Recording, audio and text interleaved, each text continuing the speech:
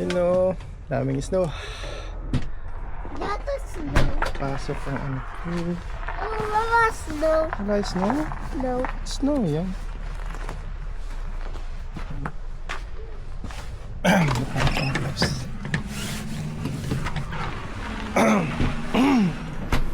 Hatid ko yung anak ko. Malapit naman ang bus. Dito lang naman. Snow ngayon dito sa Canada.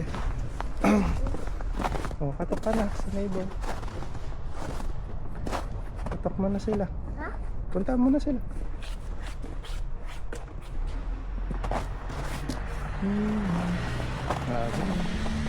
Snow na naman. Taglamig na naman sa Canada.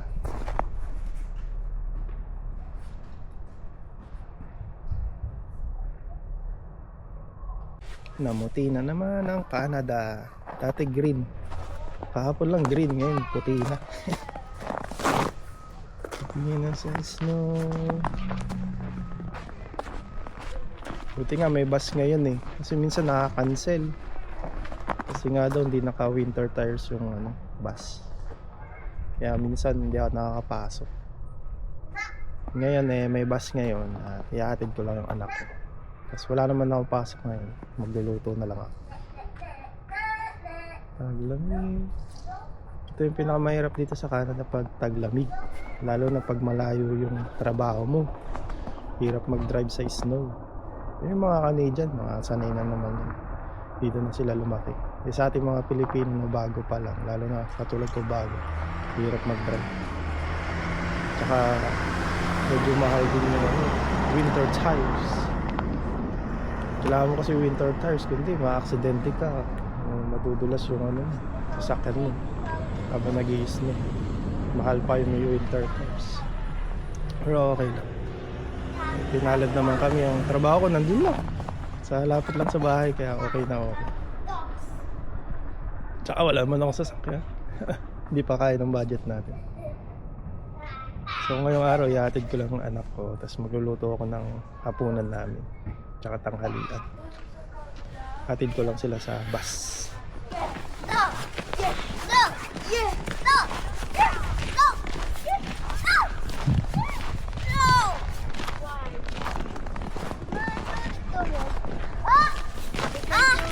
Let's go!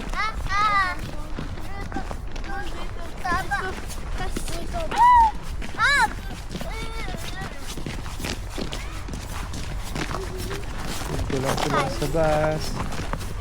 Hurry, Jacob, hurry!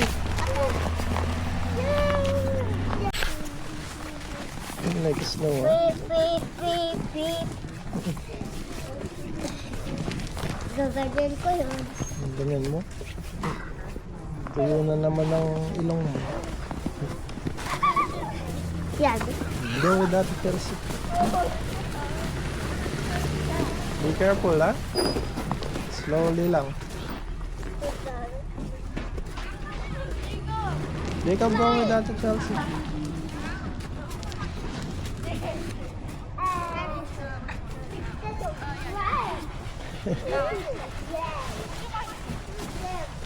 Yeah, I'm trying to do this Jacob jump. Yeah. Help! No Help problem. us out! Stand up.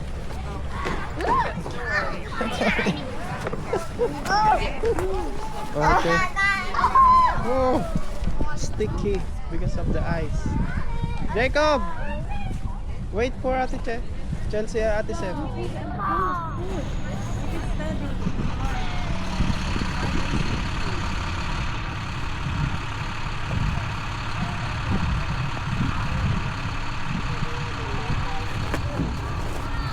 Yung bag.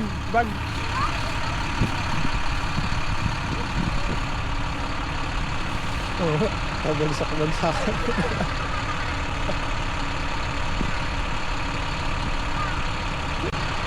Ngayon na, natin na natin. Pwede na tayo umuwi. Nilalamig na talaga ako. Ripped jeans ang aking Pwede na tayo umuwi. Stop sign. Yellow na. Yun na tayo. Taki nilalamig.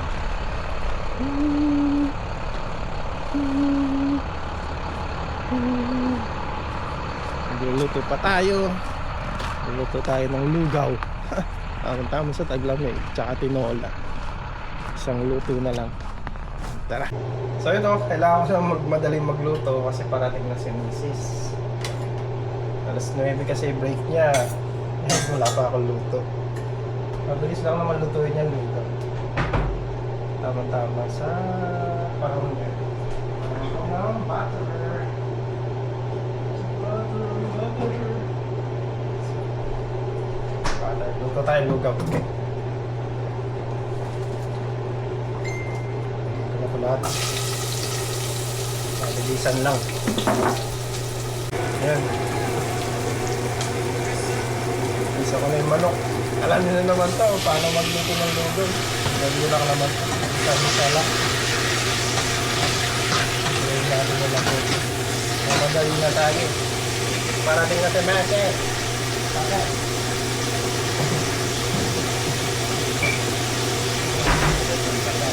Para malasa na ulit.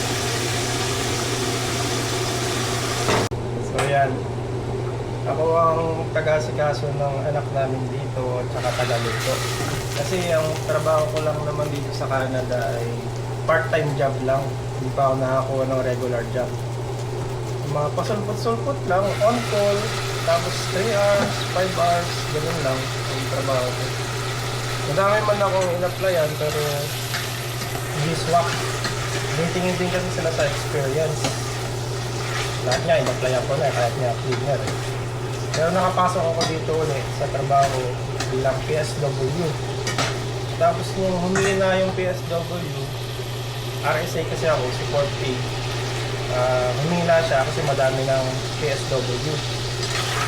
So nagpapalay uli ako dyan sa trabaho ko bilang dietary aid. Ako naman yung tagabigay ng pagkain para sa mga matatanda, para sa mga diet nila. Binigyan ako ng trabaho kasi pasulpot-sulpot lang din. Hindi lang din. Pero okay na rin. Kasi nandito yung anak namin na si Dito. Kailangan mo yung mag-asikaso sa kanya. Kaya ako yung mag-asikaso sa kanya. Pagpasok. Kasi bata pa. Kasi dito sa Canada, bawal yung mag-isa yung anak na bata sa bahay. Dapat lagi may kasamang parents. Pwede tayo makasuhan. Hindi na sa Canada. Kaya nagluluto tayo ng tinola. Gisa lang natin mabuti. So, gisa na natin ng tubig. Nag-gisa ako ng tubig. Para mabilisan lang talaga. Magulo na pag mag-iba.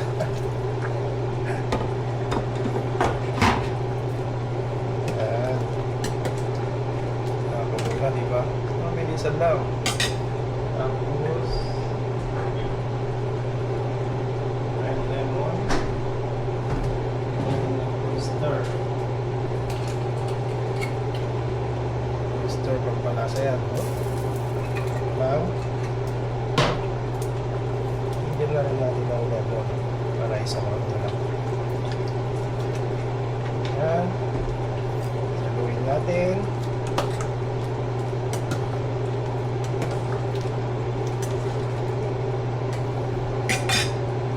Tapos lagay ko na rin yung kanin. Lutong kanin na. Mabilisan talaga. Luto na ilalagay natin. Para masabaw. Diba? Hati lang. Tama na yan. Bagong luto yan, ha? Hindi na natin lutuin. Lugaw na agad. Baka mapagalitan tayo. Hindi ba tayo nagluto? Pabilisan lang. So yan, sabi ko sa inyo. Lagi na si Mrs. Nandito ko na. Kailangan natin pakuluin ito. At kakain na siya.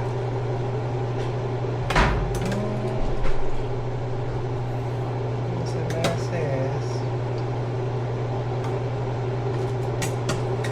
Pakuluin lang natin mabuti at pwede natin ang kain. Kasi luto na naman yung pan. Tikman natin.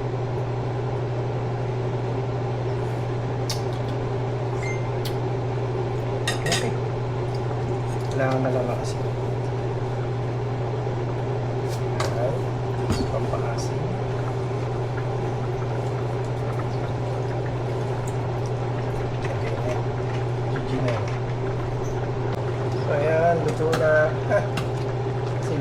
talaga yun.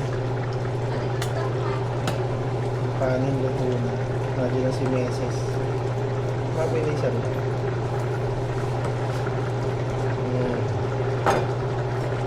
Yeah.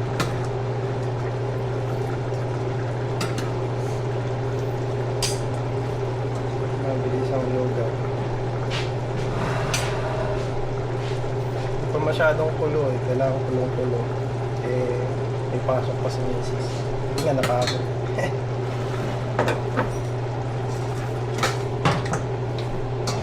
Kailangan kasi mabilis lang ang luto. 35 minutes lang kasi ang break.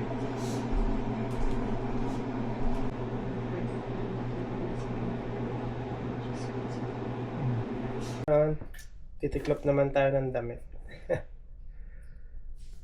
Tulad nga nung sabi ko, ngayon madalang ang trabaho ko.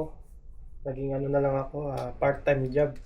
Oras na lang, 3 oras. Minsan lang ako magkakaroon ng 8 hours. Yun ang mahirap pag wala ka. Buti na lang yung miss ko may regular job siya. Kaya kahit pa paano, nakabayad kami ng bills. Di ba? Kahit pa paano may konting ipon. Kaya pasalamat na rin ako may trabaho ako. Kasi ngayon kasi yung pahirapan talaga. Makahanap din ng trabaho. At lalo dito sa lugar namin, maliit lang na lugar. Tapos madami namang available na trabaho kasi malalayo. Wala pa naman tayong pambili ng sasakyan. Kaya medyo magastos yung sasakyan. Kaya dito lang ako naghahanap ng trabaho sa malapit dito sa lugar namin na walk-in lang. Para kahit paano wala tayong sasakyan. Katulad nga niyan wala akong trabaho. Madalang lang, part-time lang. Kung may sasakyan ako, doble gastos pa. Lalo kaming walang maiipon nun. Depende na lang kung magkaroon ako ng trabaho sa malayong lugar, kukuha talaga ako ng sasakyan kasi kailangan natin. Sa ngayon ay hindi pa natin kailangan. Kahit gusto ko na kumuha ng sasakyan. Pero wala tayong pangkuha. Kaya okay na rin yun. Tsaka ngayon madami kasing nawawalan ng trabaho. Kasi ngayon dito sa Canada, nagbabawas sila ng mga foreign workers. Kasi sabi nila masyado na daw marami. Pero ngayon taon lang naman at next year, babalik ulit sa dati. Parang kinokontrol lang nila ngayon taon. Hindi naman sila nagdadamo. Tuloy-tuloy pa rin naman ang makukuhang mga trabaho na galing sa Pilipinas na pupunta dito sa Canada. Tuloy-tuloy pa rin. May mga section lang talaga na hindi na nila kailangan na kumuha ng mga foreign workers sa ibang trabaho. Pero yung mga ibang trabaho, tulad ng healthcare, mga teacher, ganun, kailangan pa rin nila. Kaya maraming napapauwi ngayon. Yung iba kasi yung sa mga nagtatrabaho sa Jollibee, sa McDo, yun kadalas na pinapauwi na nila na nagbabawas sila. Kaya ako naman open work permit kasi under ako ng misis ko. Kaya okay lang. Yung misis ko, close work permit. Kaya doon lang siya magtatrabaho. Ako kahit anong trabaho pwede. Tsaka nung sa Saudi kasi ako ay isang dental technician. Ang ganda ng trabaho ko, nakaupo lang. Kaso kasi sa Saudi, parang bahay trabaho lang. Ganun. Tsaka depende sa lahi ang sahod mo sa Saudi. Depende na lang kung matagal ka na or skills ka. Maganda naman sahod ko dun sa Saudi. Nasa 8,000 real din ang sahod ko. In peso siguro nasa na rin yun. Almost 100 siguro. In peso. Sabi ko sa misis ko, mag-aaral nga yung anak namin na si Jacob doon. Hindi naman libre pag-aaral doon. Mahal. Halos wala rin kaming naiipon. Maano din ang cost of living sa Saudi. Lalo pag may pamilya ka na. At lalo pag may anak ka, kailangan mo mag-upan ng nanny. At higit sa lahat, hindi libre yung pag-aaral. Mahal din ang pag-aaral.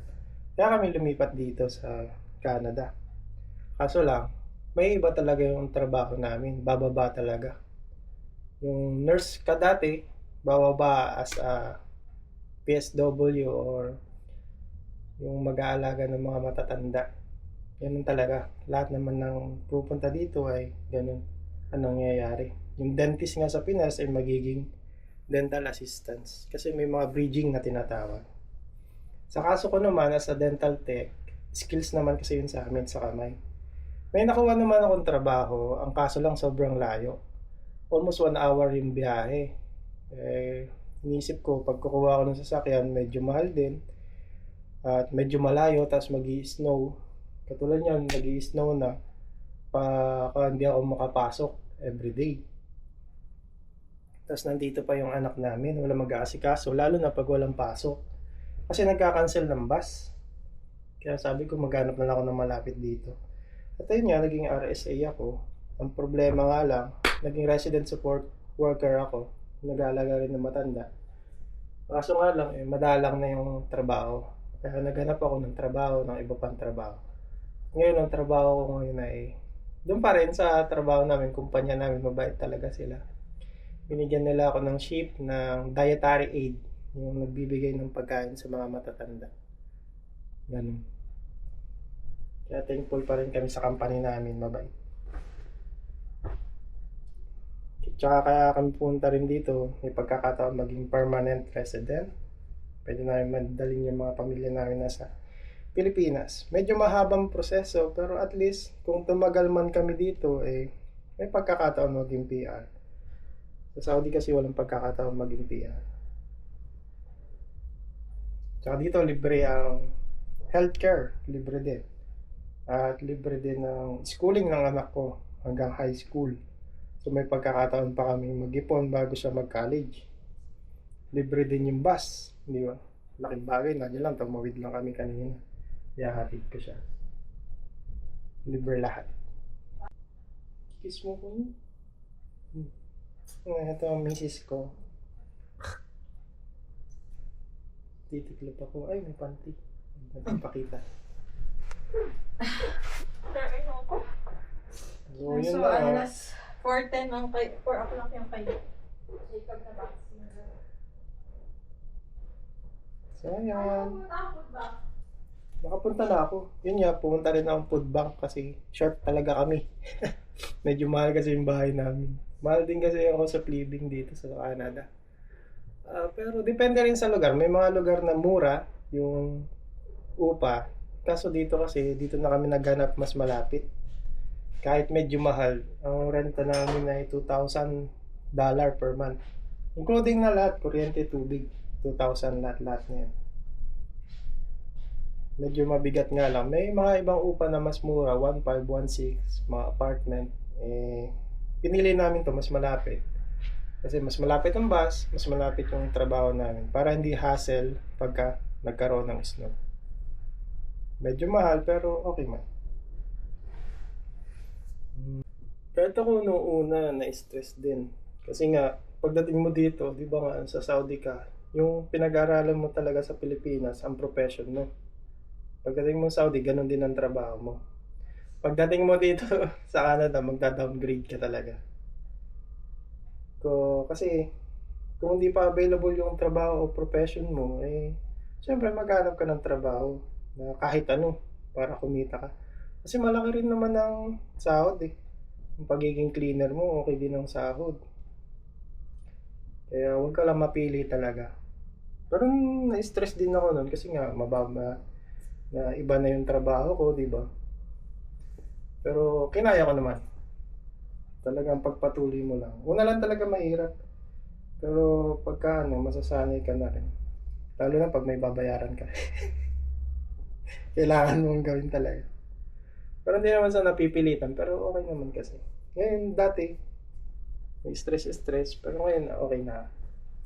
Sanay na. At kailangan natin talaga magtrabaho. Tsaka ganun din naman. Trabaho din naman yan. Tsaka sumasahod ka. Yun lang dito pag pupunta ka sa Canada, huwag ka mapili sa trabaho. Lalo na pag open work permit ka. Kung anong meron trabaho, grab mo agad. Kasi nga yung mga close permit yan, walang choice. Pero may permanent job sila. Problema pag nawalan ng trabaho. Minsan kasi nagsasara yung mga kumpanya. Ang man dito, pag nagsara yung kumpanya, meron silang support ng government.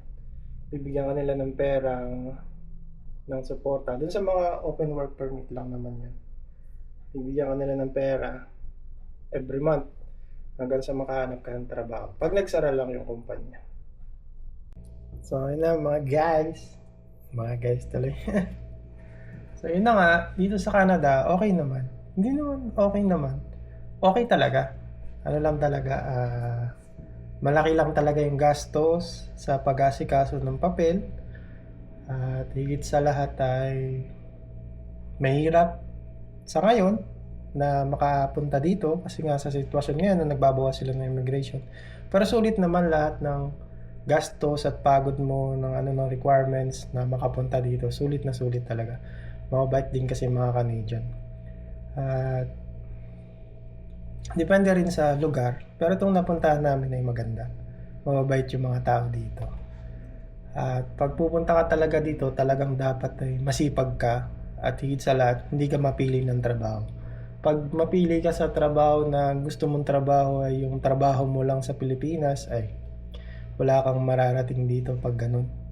Kaya dapat kahit anong trabaho na available ay susunggaban mo. At tsaka mo na isipin yung profession na gusto mo pagka stable ka na or pag nakahanap ka na. Habang wala pa yung muna available na trabaho ang kunin mo. Okay? Ganito talaga dito sa Canada. Ganon din naman ako nung umpisa Pero nung tinanggap ko lang at tinuloy-tuloy ko hanggang sa nasanay ako na okay pala. Na umalis dun sa comfort zone ko. Kumbaga parang inaano ka na ni God na kasi nga nung may kasabihan nga yung habang pahirap ng pahirap ka na papunta dun sa pangarap mo, nung nahihirapan ka na nag-struggle ka na makamit yung pangarap mo, it means daw na malapit ka na sa pangarap mo. Hindi naman kasi yan yun sa na maginhawa agad. Tapos habang maginhawa. Kumbaga makakaranas ka talaga ng hirap, pagod, lahat-lahat na bago mo makamit yung pangarap mo. Kasi parang nihahanda ka ni God sa mas malaki pang paparating na blessing sa'yo para maging ready ka na. Ilan, kaya tuloy-tuloy lang kahit anong trabaho mo hanggang sumasahod ka at napoprovide mo yung mga pangangailangan mo sa pamilya mo ay napaka-bless mo. Dahil sa iba wala kang trabaho yung iba sa ngayon, pinapauwi pa na sa Pilipinas. Kaya napaka-blessed natin na may trabaho tayo ngayon. So yun lang, bye guys! Sana nag-enjoy kayo sa panonood ng A Day in a Life ng isang Pilipino dito sa Canada. So like, comment, and subscribe sa channel ko. At kung may mga tanong man kayo about dito sa Canada, mag-comment lang kayo sa baba at sasagutin natin yan sa abot ng ating mga kaya. Goodbye! God bless!